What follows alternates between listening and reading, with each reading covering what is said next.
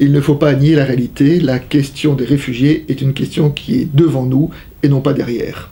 Aujourd'hui, ils fuient la Syrie, l'Irak pour raison de guerre, ils fuient l'Érythrée pour raison de dictature, ils fuient certains pays d'Afrique subsaharienne pour fuir la misère. Et ces trois raisons, la dictature, la guerre, la famine, souvent se conjuguent et s'alimentent réciproquement. Tout ça pour nous dire que oui, la question des réfugiés va devenir de plus en plus criante et nous ne pouvons pas espérer résoudre les problèmes de demain avec les solutions d'hier. Pour des raisons géographiques, ils échouent le plus souvent sur les pays du sud de la Méditerranée, sur l'île de Malte, sur l'île de Lampedusa en Italie, sur l'île de Lesbos en Grèce.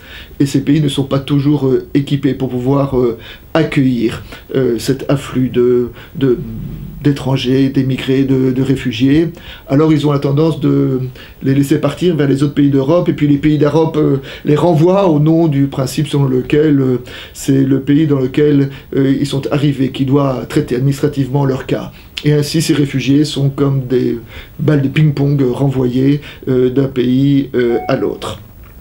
Nous rêvons d'une Europe qui n'est pas qu'une Europe économique, qui n'est pas qu'un espace de libre-échange, qui n'est pas que l'Europe des marchands, mais qui est aussi une Europe de rencontre et de solidarité entre les peuples. Eh bien, aujourd'hui, c'est sur cette question des réfugiés que l'Europe se doit d'apporter une réponse politique. Et ce sera de sa part sa façon d'apporter sa contribution au drame que traverse actuellement le Moyen-Orient.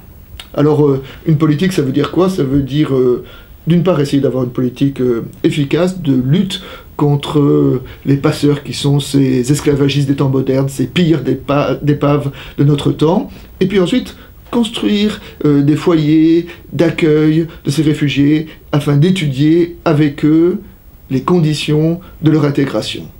Alors certes, une telle politique a un prix, mais c'est le prix de la fraternité. Et puis, si nous voulons parler argent, ce prix sera toujours dérisoire par rapport aux sommes investies dans la guerre en Irak et en Libye depuis une dizaine d'années.